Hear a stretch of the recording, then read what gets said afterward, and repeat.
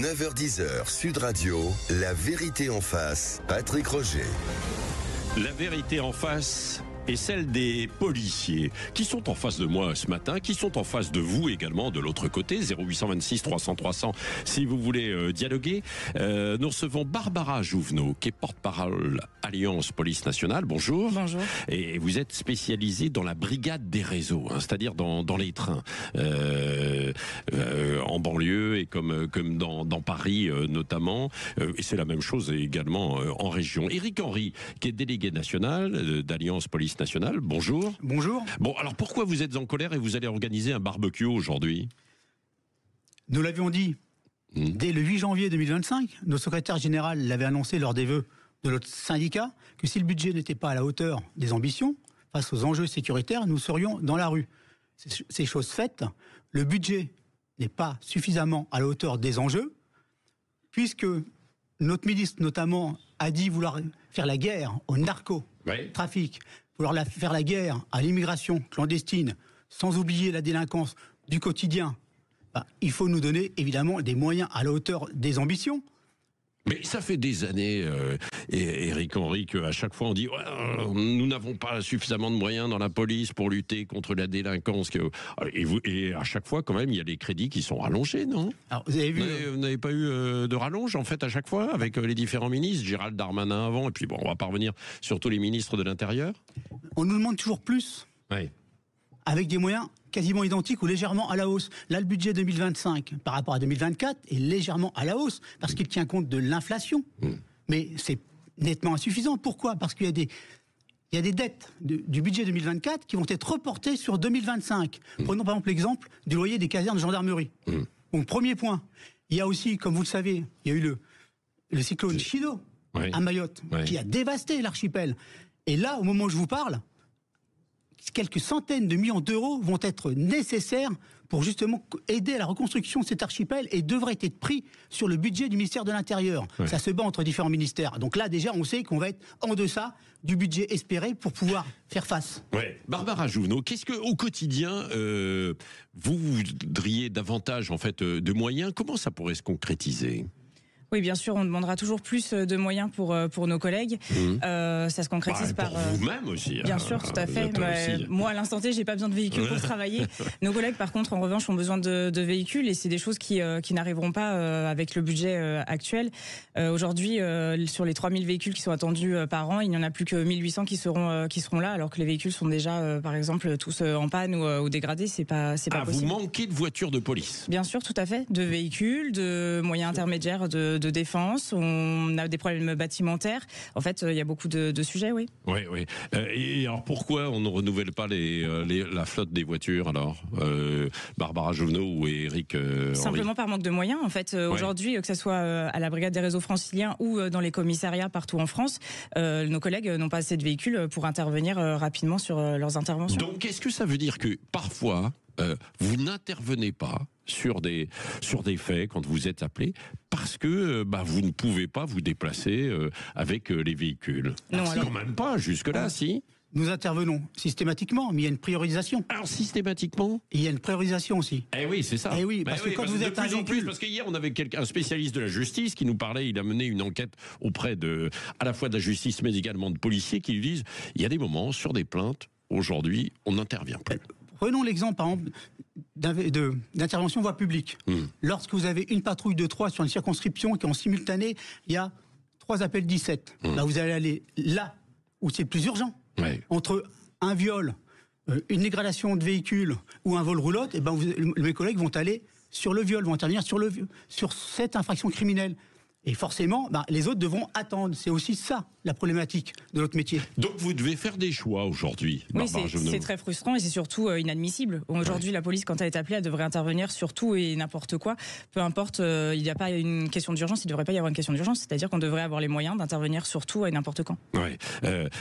Juste un instant quand même sur les véhicules, parce que c'est assez intéressant. Ça, tout le monde le voit, évidemment, dans la rue, dans les rues, les véhicules de police. Est-ce que, souvent on se pose la question, est-ce que les voitures de police sont à la hauteur des voitures des délinquants? Je veux dire par là, pour les poursuivre, pour les arrêter, etc. Pas suffisamment, hormis quelques services spécialisés qui disposent de moyens en adéquation. Le reste ne suit pas. Les narcos, par exemple, prenons ne serait-ce que cet exemple, parce que c'est quand même le danger numéro 1, kiff avec le terrorisme, si je peux me parler ainsi. De toute manière, Gérald Darmanin a dit, et Retailleau aussi, que finalement c'était la même menace et qu'elle était aussi forte. C'est étroitement lié, parce que souvent l'un et l'autre aussi sont entre guillemets se complètent, parce que l'argent du stupéfiant, notamment, en partie, peut financer aussi le terrorisme. Alors, le narco, c'est 4 à 6 milliards d'euros de chiffre d'affaires, des moyens colossaux. Donc technologiques, financiers, ils ont des avocats aussi qui les aident, ils ont des conseillers qui leur permettent de blanchir l'argent, etc.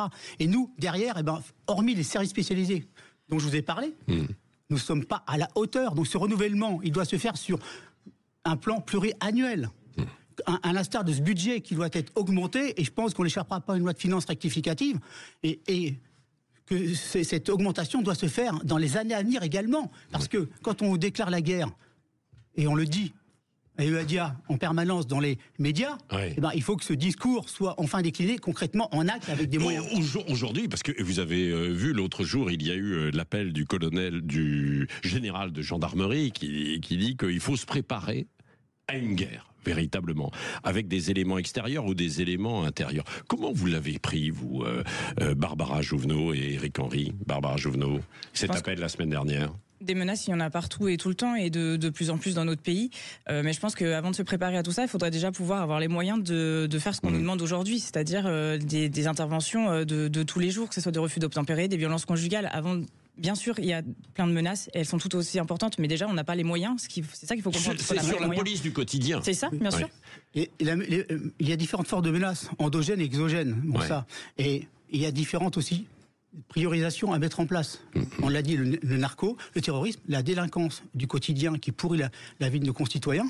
Donc tout ça, c'est un ensemble. Mais nous, Alliance Police Nationale, mais on le dit depuis des années, quand on parle de choc d'autorité, quand notre secrétaire général, Fabien Vandelmeric, en novembre 2023, a rédigé une lettre ouverte appelant un choc d'autorité par rapport à la brutalisation de la société, ce que certains appellent ensauvagement, c'était pas pour se faire plaisir, c'est pas un concept théorique, c'est parce qu'il y a réellement besoin d'un continuum institutionnel pour remettre de l'ordre dans ce pays, ce que les Français veulent absolument. Ça, vous le sentez véritablement, la brutalisation, comme vous dites, de la société, c'est-à-dire que les gens sont plus violents lors des interventions. Barbara Jouvenot, vous le voyez? Sûr. Déjà, il y a de plus en plus d'actes d'incivilité et de violence, déjà, on en parle de plus en plus. Et de ce fait, surtout on se rend compte qu'elles sont de plus en plus violentes, c'est-à-dire qu'on s'en prend de plus en plus physiquement aux forces de l'ordre, aux concitoyens, etc. Oui, bien sûr, il y a de plus en plus d'armes, de plus en plus de rapports de physique. Oui, bien sûr. Alors vous, dans les brigades, par exemple, puisque vous êtes dans une brigade sur les réseaux, est-ce que vous êtes plus nombreux aujourd'hui dans les patrouilles pour pouvoir intervenir? Absolument pas. Non, alors comme beaucoup de commissariats, on n'est pas les seuls à être lésés sur le nombre de fonctionnaires, mais à la brigade des réseaux franciliens, effectivement, on manque encore de policiers. Il y a encore des policiers qui patrouillent à deux. Pour nous, c'est inadmissible. Patrouiller à deux dans des trains?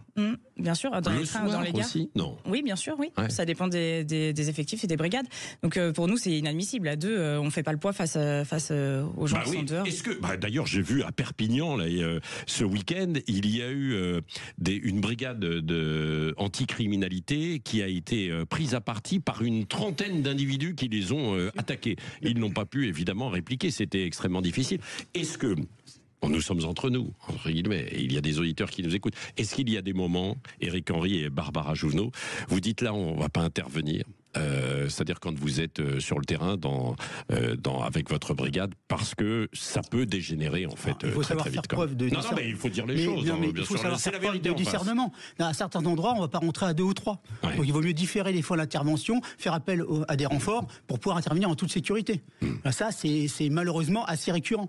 Et vous parliez de collègues blessés, mais il n'y a pas une semaine sans qu'on ait des photos, notamment de collègues gravement blessés. Vous savez, nous étions environ à 12 600 blessés en moyenne par an jusqu'en 2022. Dernier chiffre, plus de 15 200. Donc c'est révélateur. Il y a des chiffres qui parlent. 15 200, là c'est le dernier. Blessés en 2024 en France. Est-ce que vous avez... Policiers. Est-ce que vous avez peur de temps en temps en intervenant, Barbara Jouvenot? Oui, j'ai eu peur quand j'étais dans la rue, moi aussi sur la voie publique, quand j'étais encore sur la voie publique. Aujourd'hui, j'ai peur pour mes collègues parce que mon rôle est différent aujourd'hui en tant que permanente. Mais bien sûr que j'ai peur pour mes collègues et il n'y a pas une seule semaine où on nous appelle pas pour nous dire qu'il y a une intervention musclée. Donc oui, on a peur pour eux, mais c'est pour ça qu'aujourd'hui on est dans la rue pour le budget, pour qu'ils aient plus de moyens, pour qu'ils puissent travailler et en sécurité. Allez, on continue dans un instant la vérité en face sur l'image du policier. Tiens, j'aimerais que vous réagissiez. 0826 300 300. On a encore quelques minutes. Donc n'hésitez pas. Éric Henry et Barbara Jouvenot sont là de Police Alliance Nationale pour répondre à toutes les interrogations. On va y revenir. Et d'ailleurs aussi, est-ce que ce métier, cette fonction est attractive? J'ai cru comprendre qu'on avait de plus en plus de mal à recruter. Nous allons en parler ensemble. 0826 300 300. 9h-10h, Sud Radio, la vérité en face, Patrick Roger. Ils veulent des voitures, les policiers, notamment des voitures évidemment, ça fait partie des revendications aujourd'hui avec la colère de certains policiers qui vont manifester à devant l'Assemblée nationale avec un barbecue géant, c'est notamment Alliance Police Nationale avec 2 représentants ce matin, Éric Henry et Barbara Jouvenot. Il y a aussi cette question de l'attractivité en fait de ce métier de policier. Barbara, pourquoi vous êtes engagée dans la police, par exemple ? Comme beaucoup de policiers aujourd'hui en France, moi je me suis engagée parce que j'avais envie de faire respecter l'ordre dehors. J'avais envie de, pourquoi pas sauver des vies, mais en tout cas d'être proche des concitoyens et des Français. Donc je me suis engagée pour eux. Ouais, pour eux. C'est un métier passion policier ou pas ? Oui, je pense. Aujourd'hui, c'est vrai. C'est difficile de rentrer dans la police si c'est pas un métier passion, parce qu'on rencontre beaucoup de difficultés. Donc si on n'y croit pas et si on ne se donne pas la peine, c'est difficile quand même. Mais il y a certains auditeurs là qui se disent oui, mais quelle est la passion d'aller se faire taper ou taper en fait quoi. Oui, c'est un métier de plus en plus difficile, effectivement, sans les moyens. C'est vrai qu'on se lève le matin, on se dit est-ce qu'on va rentrer le soir ? Oui. De plus en plus. Donc sans cette vocation-là, c'est très très compliqué, oui. En plus de ça, alors il y a beaucoup de policiers qui me l'ont raconté. Souvent, quand ils reviennent de leur travail, ils ont besoin d'une forme de bulle après avoir connu une journée en fait un peu stressante et pour le conjoint ou la conjointe. Pas si simple quoi en fait. Non, il n'y a aucune intervention qui est anodine, donc il faut toujours un sas de décompression, que ça soit reprendre les transports pour rentrer chez soi ou aller voir les collègues effectivement pour en parler. Vraiment toutes les interventions sont importantes et peuvent générer quelque chose chez nous, un stress ou une peur du lendemain. Oui. Éric Henry, est-ce qu'il reste attractif ce métier ? Il reste attractif. Ce métier, c'est un beau métier, garder la paix, gardien de la paix.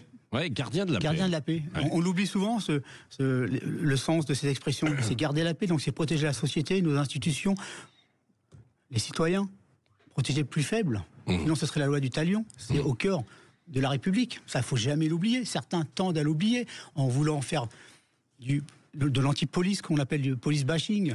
Certaines personnalités, certains politiques, certaines personnalités politiques, certains partis. Je vais vous en citer un, mais ça n'a pas été un scoop. Vous connaissez la position de l'Alliance Police Nationale les concernant la France Insoumise. France Insoumise qui passe son temps à faire de l'anti-police, à insulter les policiers, les mépriser, les insulter, voire quelquefois appeler aussi à s'en prendre à eux, ce qui est inacceptable. Et ça rompt le pacte républicain. Là, Gérald Darmanin, notre ancien ministre de l'Intérieur, et je pense que Bruno Retailleau est dans la même ligne, en tout cas c'est ce qu'on a pu comprendre, disait que notre métier devait être revalorisé en termes aussi salarial. C'est aussi un levier qui est extrêmement important. Non mais ça c'est vrai, parce qu'un policier ça gagne à peu près combien en fait aujourd'hui quand ça rentre, quand on rentre à 25 ans, 23 ans, les premières missions, et puis au fil des... Alors ça dépend évidemment si on grimpe dans les échelons, mais globalement... Un gardien de la paix en province...